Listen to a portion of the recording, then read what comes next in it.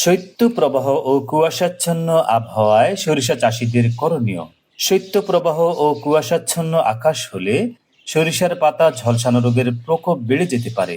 তাই সরিষার চারা অবস্থা বা গাছের বয়স 25 থেকে 30 দিন হলে, অর্থাৎ ফুল আসার আগে ইমপ্রোডিয়ন গ্রুপের ছত্রাকনাশক যেমন রোব্রাল 50 ডব্লিউপি প্রতি লিটার পানিতে 2 গ্রাম হারে মিশিয়ে একবার স্প্রে করতে হবে।